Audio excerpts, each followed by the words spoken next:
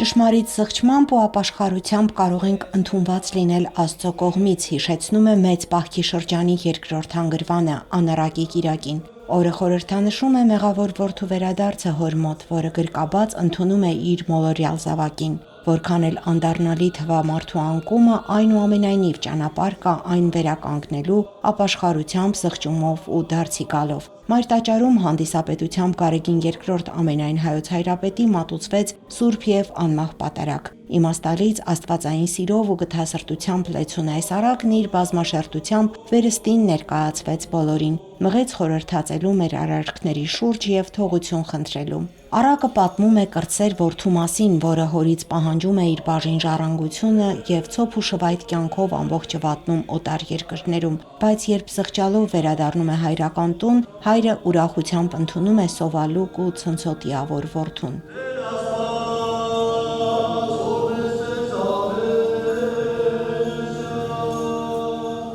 Հայրը հեռվից տեսնելով ինքը մոտեցավ իր զավակին եւ այդ ժամանակ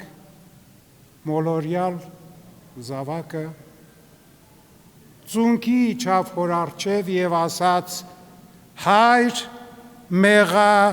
հերկինս եւ առաջի քո»։ Հայրը գրկեց նրան, իր ծառաներին հրահանգեց զգեստները փոխել, մատանին դնել մատին, հողաթափեր հագցնել եւ պարարտ եզը մորթել, որպեսի այդ օրը իրենց ագարակում, իրենց տանը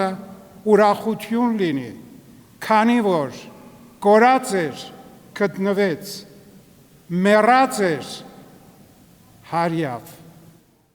Նաթան arczepiskopos Հովհաննիսյանն իր քարոզն ամփոփեց հետևյալ խոսքերով. Աստվածային սիրուց առավել ոչինչ չկա այս աշխարհում։ Կշտությունները, պատերազմները, հալածանքն ու անարդարությունը աստվածային սիրո պակասից են։ Գուցե մոլորյալ որդին իր կյանքում չի ունեցել մի օրինակ, որ դասեր քաղեր այդ իմաստությունից, իսկ Տերը մեզ բազմաթիվ օրինակներով է ցույց տալիս անվարան քայլելու ճանապարհը։